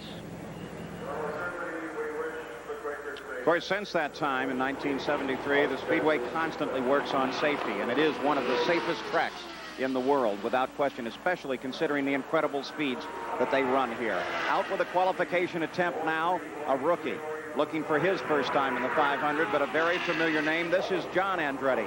He is the nephew of Mario Andretti. His first lap came through at 207.8 miles an hour. We're live at Indianapolis as we watch a very exciting first day of time trials. The pole has swapped hands 3 different times now, and John Andretti, as a rookie, tries to make it into this field. There are different victories here today. For the veterans, it is getting into the pole position. For some of the rookies, it's simply getting into the Indianapolis 500. His second lap for John Andretti at 207.4 miles an hour. He's averaging 207.6. Let's go to the pits now, Brian. Paul, Danny Sullivan just told me he just drove the 4 hardest laps he's ever driven here at Indianapolis. It paid off, pal. You on the pole? Well, I am for right now. Of course, I got a very fast teammate that back there, and Rick's awful good around here. And I think I've stood in this position before when he bumped me off the pole. But for me, that was about the hardest laps I've ever driven here. Not that it was just the car was too loose, the track was too slippery, and that's why I backed off the last 2 laps. I was just sliding away too much out of turn 2 and out of turn 3 and 4, and I thought I don't want to give away what I had gotten on the first 2 laps. You talk about your teammate. Do you expect Rick Mears to knock you off the pole, or are the conditions going away? No, I think his car's still good enough, and Rick's still good enough to put a consistent run together, but stranger things have happened. I'm just hoping we're all up there. I hope he gets a good, clean run, and then if he's quicker, so be it. You know, it'd be kind of a change. He's been really quickest all month. All right, Danny Sullivan right now on the pole. Paul? Well, we're watching John Andretti, and you saw it because it looked like the engine went away as they were running on their 4th lap of qualification. So John Andretti's run for the moment is over 3 times this month. Before today, he blew engines. This looks like the 4th one of the month. Now let's go down to the pits. Rick Mears continues to watch this qualifying. Well, and Rick Mears is going to come up pretty shortly for you. There's only about 3 cars in front of you, but the Penske team has got 2 cars in the front row, and now it's all up to you. And many people consider you the #1 driver on the team. 222 this morning. Feeling the pressure? Oh, yes, absolutely. You always feel the pressure at this place, but you know, hopefully we're just going to go out there and try to get 4 smooth laps in and just see where it puts us. You've always said that you can feel the difference between a 1/10 of a second or so inside the race car. Oh yes, you can. You know, once you get comfortable and acclimated to the car, you can tell if it's a good one or a bad one. I know this morning when I ran that 22, Roger came on the radio and says, "All right, good, a 221," and said, "Bring it in." And I radioed back to him and said, "You know, I thought that felt better than a 221." So pretty soon he comes back on and says, "You're right, 222." So we were that close. And so when it gets to that limit, you can actually tell. Well, he hopes that he can tell even more so today when he takes 10 miles around the Indianapolis Motor Speedway, Paul. And if he can sit on the pole, he'll add it to his pole position from 82 and 86 and be a 3-time winner of the pole at Indianapolis. There's the Indianapolis Motor Speedway Hall of Fame Museum. Some magnificent racing cars in there, many of the former 500 winners. As we continue live from time trials at the Indianapolis Motor Speedway. A number of key drivers still to qualify here. One coming up in just a moment is Rick Mears. We'll be back with more live from Indianapolis. We're back live at Indianapolis. We couldn't have asked for a better, safer day or more action than we're seeing. 21 cars have been presented, 20 tried to qualify, and 12 have made it into the 500 field. And look at that field average, 210.892 miles an hour. It has been a very, very safe month of May. We ask a series of drivers, why has it been so safe this May? Oh, I think maybe the tires are a little bit better, a little better grip. Maybe people are using their heads a little bit more. Maybe the cars are a little better. I think basically it's got to be someplace in the Goodyear tires. I don't think there was a problem last year in so much as the tire, but I think the combination of the tire and a certain chassis was a problem. Well, I think so far one of the main reasons are the conditions have been so good. You know, even though we've had wind blowing, we've had rain, and we've had cool weather, we haven't had the real high temperatures, which makes the track very slippery. And we've had good conditions, crisp, what we call crisp conditions. The track has a lot of grip. The engineers, you know, learned some things, both for the chassis and for the tire construction. So those things, I think, have led to better situations for the driver, more predictable situations for the drivers. The teams understand the radio tires now. Last year, I don't think anybody understood them except the guys that tested with them, and they didn't have much of a problem. But I think it's just a matter of understanding the tires and understanding your car. And now they understand it all, and things have been easier this year towards that. So the drivers feel that this has been a very safe month and will, in fact, hopefully continue to be so. The qualifiers thus far, Danny Sullivan now has the provisional pole as we are watching Phil Kruger roll out, ready to warm up for his qualification run. The second row, Brayton, Daly, Michael Andretti. The third row, Randy Lewis, Roberto Guerrero, Kevin Kogan. And in the fourth row now is Tom Sneva, Teo Fabi, and Scott Atkinson. Indianapolis, it's the time trials, the first day of qualifications. This is the run for the pole. But on Sunday, May 29th, ABC Sports will present the greatest spectacle in racing, the Indianapolis 500. We'll be back. We're back live at the world's greatest race course, the Indianapolis Motor Speedway. I'm Paul Page with Bobby Unser, Jack Arute, and Brian Hammonds. The car number is 97. The driver is Phil Kruger, one of the nicest young men that you'll ever meet in motorsport. Not only is he a competent driver, he is a very skillful mechanic. He now tries to qualify a car that was built in 1986. It is a March. It's powered by a Cosworth. It is a team, Bobby Unser, that does not have the great financial support of some of the operations here. They certainly don't, Paul, but it is an older car. But Phil, being a mechanic driver, is dedicated and a hard worker. I think that in a sentimental way, I hope he makes it. Now, Phil Kruger has not had a lot of time on the track. In fact, he passed up almost the entire week. His first practice in this car came yesterday, and he took it up to a pretty respectable speed at 212.014 miles an hour. He's just completed his first lap in a qualification attempt at 207.3 miles an hour. I think this car will also answer, Paul, about what has gained the big speeds for us this year. I think this car is an 86 car. It's going faster than it's ever gone before, and I'll tell you that the tires are the answer. 207.713 miles an hour was Phil Kruger's first lap. As he works his way now around the speedway, Phil Kruger was helping the Porsche team in testing their car and was a candidate for Rookie of the Year his first year at the Indianapolis 500. His best start here was 24th in 1986. As he flashes now down into the first turn, 9-degree, 12-minute banking, crosses that line, back out in the short chute. He's completed his second lap a full mile an hour faster. The second lap at 208.72 miles an hour. He's averaging 208.215 miles an hour. Well, that's good speed. In fact, I think from what we've been seeing today, he better just take that speed if he can keep it going. I think the crew will be happy with it, Paul. Well, if he takes that speed, it will put him in the middle of the fourth row ahead of Tail Bobby and Scott Atchison. So Phil Kruger, the number 97 car. Dave McLaren's the chief mechanic on that. His best finish in Indianapolis was 31st a year ago. 217 miles an hour down the back straightaway. Not bad for a 2-year-old car. Remember, we're taking back straightaway speeds all in the same place so that we have comparison. It's not necessarily the fastest speed on the back stretch. 208.6 miles an hour the third lap. He's averaging 208.3. Just so that people understand what you just said about the straightaway speeds too, Paul, all during the week, 230, 227, all the radar guns down the front straightaway. So it is only just a measuring stick down the back straightaway right now on the speed. A point of reference, but a very good one. You watch the back end top just a little on Phil Kruger's machine. He has been very consistent on his straightaway speeds. And they're looking at the fourth lap. The team says go on and take the flag as Phil Kruger completes his fourth and final lap. 10 miles now complete at Indianapolis. The final lap at 207.7 miles an hour. He averaged 208.212 miles an hour. And so that Phil Kruger moves into a position ahead of Tail Bobby in the center of the fourth row. Puts it well in the field, Paul. I think he should be really proud of that. So now we are ready to find out what the possible fastest speed of the day will be. That number 5 car belongs to Rick Mears. That's his wife, Chris Bowen, just off to the right. His owner, Roger Penske. It is going through its final inspection prior to a qualification. The chief mechanic, Peter Parrott, steps across the front, his arms crossed, watching, I'm sure wondering, will this car sit on the pole? Well, we'll find out in a very few minutes. We'll be back.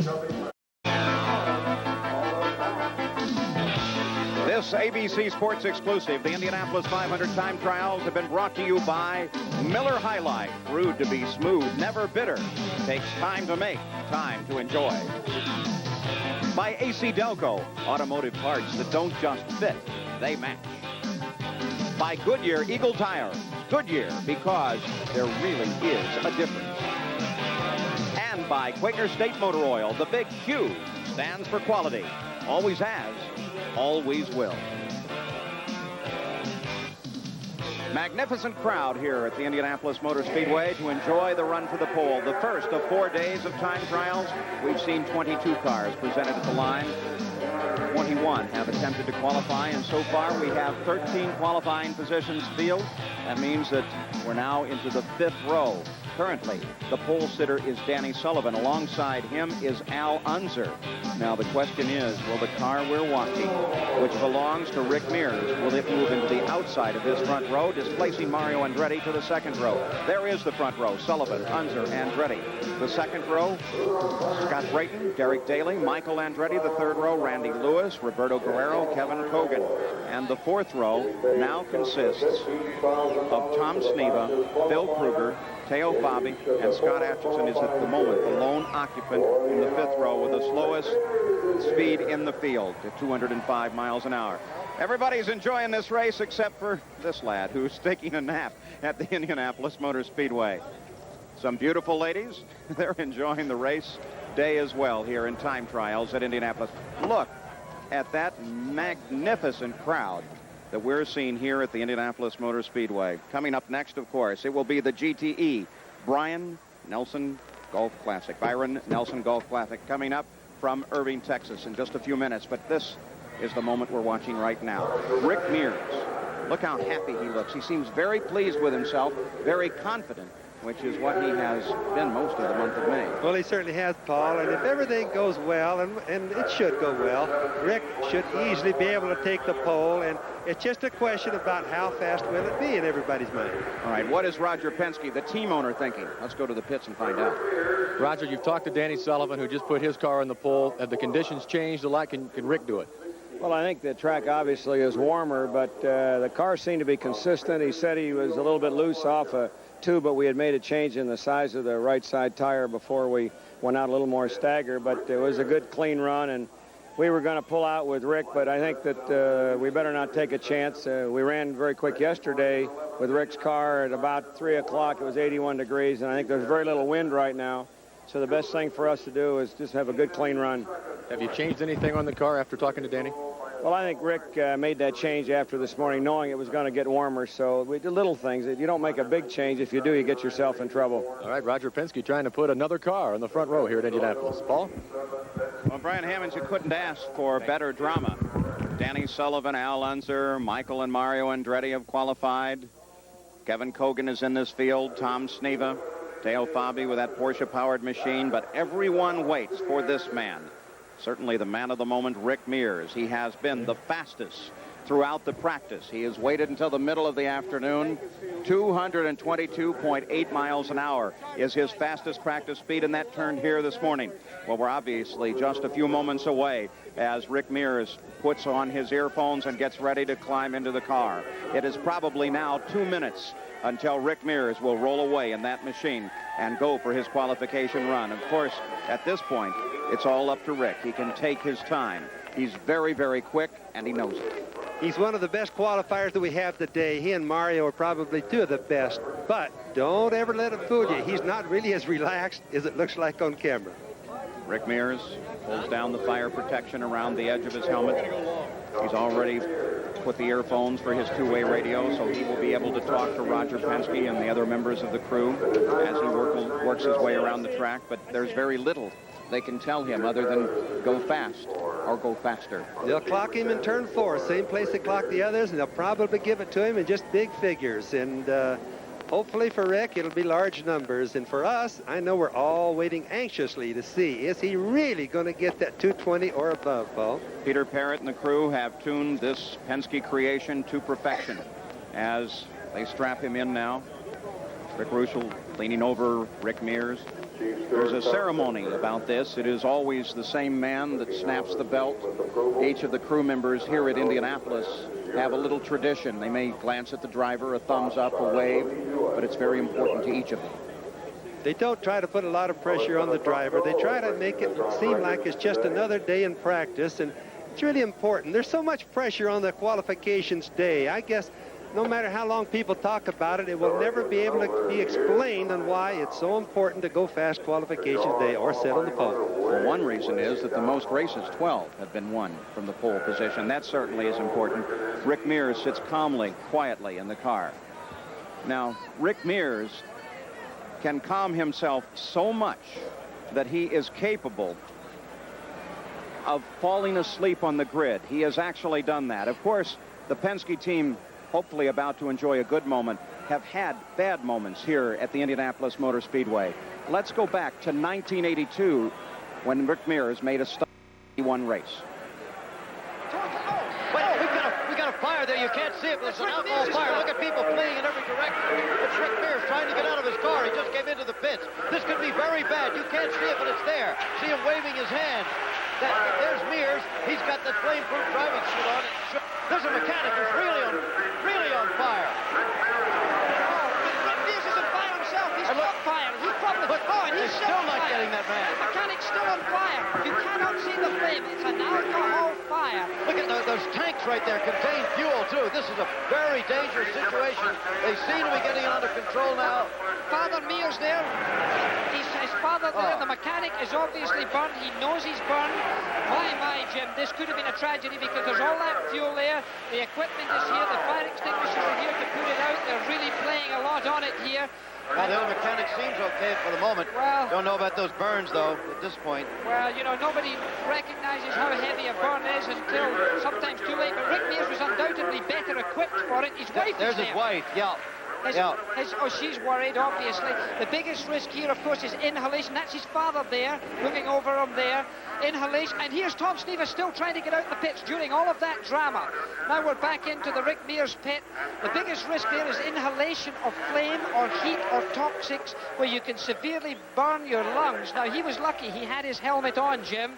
And, of course, that could have helped him. Look at all that stuff. A terrible moment there, a terrible moment. And obviously he has at least been helped a great deal by that clothing. That's all behind Rick Mears now. We are live at the Indianapolis Motor Speedway. Rick Mears is strapped into the cockpit and is rolling now on the first lap. He has 2 laps in which to warm the car up. He's taking it very easily.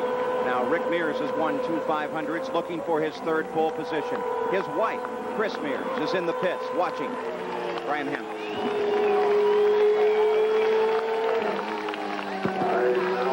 Houston's safest laps out of everybody else. That's basically all I think about. Can he make the pole? I think so. Chris Mears, a very interested bystander here in the pits. Well, Chris Mears thinks so. I'm sure that about 150,000 people here at the track think so. Boy, she knows he can. I mean, that girl really knows he can. He knows he can. It's just a question of whether everything's right. This is Paul Page with Bobby Unser, Jack Arute, Brian Hammonds. We are live from Indianapolis. Golf will be coming up in just a few minutes, but first we will keep our eyes focused on this bright yellow machine. Moves so slowly down the backstretch, and if we take a look at the cars that have been presented at the line, 21 have attempted qualifications, 13 have qualified. This pole has been swapped 3 different times. First it was held by Mario Andretti, and then Al Unser, and then Danny Sullivan. As we take a look through this field once again, if Rick Mears can qualify on the front row, it will be an all-Penske front row. And perhaps that predicts what we may see on race day. The second row, Brayton Daly, Michael Andretti. The third row, Lewis, Roberto Guerrero, and Kevin Kogan. The fourth row is now Sneva, Bill Kruger, Teo Bobby, Scott Atchison in the 4th row. But will Rick Mears move on to the pole position?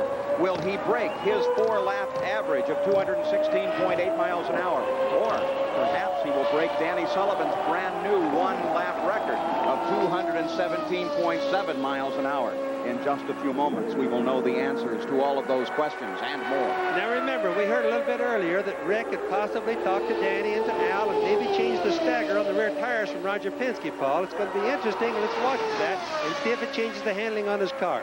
The car rolled out as we watch the crew. Derek Walker is there with the green and yellow flag. Peter Parrott, the crew chief. Walker's the manager. Rick picks up the pace now, ready to start on his qualification run. There he is on the back stretch. This time around, he should see the green flag. Will he add to that already awesome record of Penske in the front row? In 77, it was Sneva and you, Bobby Unser, on the front row. 78, Sneva and Rick Mears. In 82, Rick Mears had the pole. Kevin Kogan was alongside. In 86, Rick Mears the pole again. Danny Sullivan alongside. As Rick Mears comes toward the start-finish line, the green flag is waved. They click the watches as he flashes across that yard of brick, heads into the first turn. Will this be a record run? We're about to find out as Rick Mears is on a qualification run. His line is good. It's a fast line. He's not getting too much of his tires on the white and yellow line. He's coming near the wall, coming out. Really good so far, Paul. Rick Mears, you're looking at his time trial best.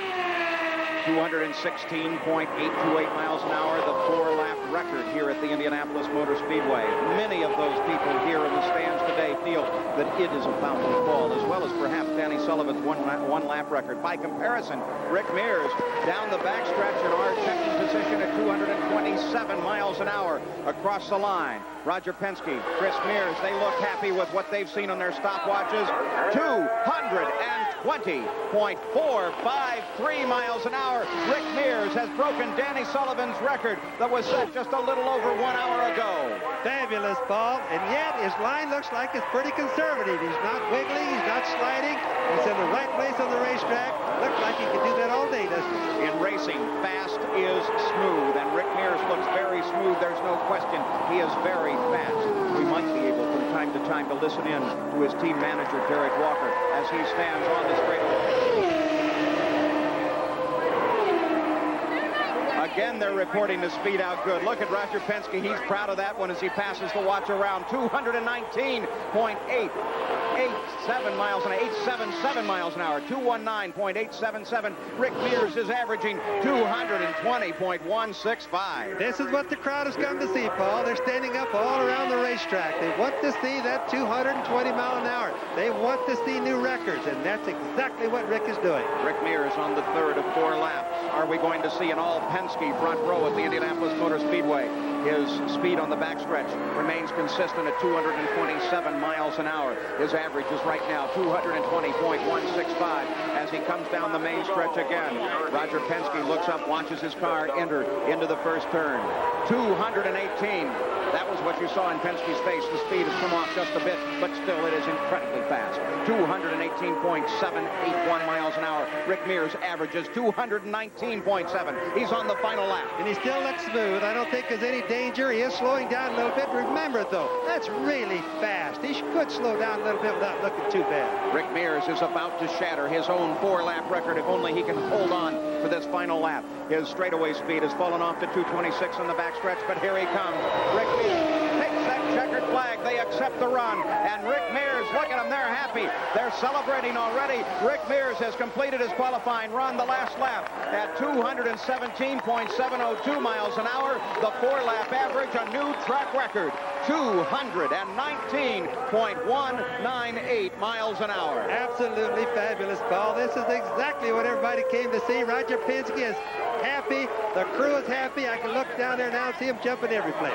So the front row now is Rick Mears on the pole. His teammate, Danny Sullivan, is alongside, and his teammate, Al Unser. 3 Penske cars, 3 members of the Penske team now occupy the front row at the Indianapolis Motor Speedway as Rick Mears did what everyone expected, what he predicted the entire month, 219 miles an hour. So coming up next on ABC Sports, it's live third-round golf coverage of the GTE Byron Nelson Golf Classic. Then on ABC's Wide World of Sports, a world-class field at the International Invitational Diving Championship. Plus, Ali Sheba and Ben Twice in the Pimlico Special. And the live report will continue updating you from Indianapolis for the time trials and the run for the pole. This has been a presentation of AB. Well, there aren't enough superlatives to describe either the day or the action we've had at the Indianapolis Motor Speedway in the first day of time trials. And Bobby Unser, the track has been perfect. It is. It's the best first day weather I've ever seen in my life here at Indianapolis. I'm sure maybe there's been some as good, but I've never seen them. Well, there was much promised. Much of that on the very first car out. It belonged to Mario Andretti. He had been at faster than 221 miles an hour in practice. But during the qualifying, his 4-lap average dropped to 214.6 miles an hour. You can obviously see, Paul, that Mario is very much in a push condition, meaning his car just won't turn. Now, what caused it, I don't really know, but he really had problems turning his car today. Mario Andretti was bitterly disappointed over the slowness of his run. Now for an update on the Andretti story, let's go to Jack Arute. Paul, Bobby Unser was absolutely right. Mario Andretti did have a problem with the car, and it was understeer, and it was created back in turn number 4 when he passed over an area where Tom Bigelow had crashed during a practice session an hour before he went out. Mario said that created a severe understeer problem on the car, and when I asked him why on the phone, why he accepted the laps, he said, in retrospect, I wish I hadn't. But that's all by the boards now. He is not on the pole, but he's in the race. Back up to you. But Mario's time on the pole was only a few minutes because the defending 500 champion Al Unser Sr. took to the track. He averaged 215.27 miles an hour. He certainly did, Paul. His run was picture perfect. He took advantage of the weather just like he should have, and obviously the Penske people have done their homework well. But the fight for the pole was still active. As another member of the Penske team, Danny Sullivan, headed out to the track. Sullivan broke the one-lap record at 217.749 miles an hour and averaged 216.24 miles an hour for the 4-lap. I'd have to say that Danny used his car about 110%. He did a good job. He almost got loose one time that we saw on TV, but he saved it and did well. But the crowd began to anticipate the arrival of Rick Mears, and Brian Hammonds was there. Brian? Speculation, Paul, had Rick Mears waiting until late in the afternoon before going out to qualify because the conditions are cooler. But after his teammate, Danny Sullivan, went out, ran 2:16, he came back, reported that the track really wasn't that bad. Roger Penske took that to heart, wheeled Rick out. The rest is history. He's now on the pole. Paul? Rick Mears indeed took to the track and averaged 219.1 miles an hour, breaking the 1- and 4-lap record along the way. He realized that if they change the rules like it's been talked about an awful lot, that record may stand a long time, Paul. It was more than fabulous. When it was over, it was one very happy man, Rick Mears, as well as the entire Penske team. They now had the front row. But Rick was especially happy. Rick Mears, the man on the pole at Indianapolis. When I talked to Danny Sullivan earlier, he said you were going to knock him off the pole, and doggone if you didn't. Well, I tell you what, I thought, I didn't know if we'd have a shot at him or not. He did a heck of a job and had a good run. And, you know, under today's conditions, the way it was, I thought he was going to be very tough to beat. What's it like to go 220 miles an hour? Tell you, it was quick. It's we ran as hard here as we probably ever run. And it was, you know, a slippery condition. We really had to hang on to get it done. But, you know, the way the Pennzoil car was working, it was just, I couldn't ask for any better, really. You should feel safe with that speed. Nobody can go faster than that, do you think? Well, you know, you'd like to think not, but I'll keep my fingers crossed until 6 o'clock. All right, Rick Mears, the man in the pole right now from Indianapolis. So 5 rows, 15 cars are now qualified. The front row, Rick Mears, Danny Sullivan, Al Unser. The second row, Mario Andretti, Scott Brayton, and Derek Daly. The third row, Michael Andretti, Randy Lewis, and Roberto Guerrero. The fourth row, Kevin Kogan, Tom Sneva, Phil Kruger. The fifth row, Teo Fabi, Rich Vogler, and Scott Atchison. The speed of the field to this point, 210.9 miles an hour. Now, this isn't the only racing going on. We'll have updates as qualifying continues here. And, of course, tomorrow is the Grand Prix of Monaco. Today was qualifying, so let's go for this satellite report from our colleague, Al Troutwig. Well, Lynn, nothing has changed here at the Indianapolis Motor Speedway. There have been no qualifiers since we last left you, and back in the garage area already some of the celebration has begun, especially in the Penske garage. Rick Mears and his wife, Chris, very, very happy as they begin their celebration, hoping that Rick indeed has the pole. The front row, well, they're happy about that, too. All Penske cars. First time in the history of the race an owner has done that. Now, for a final update on Pimlico, let's go to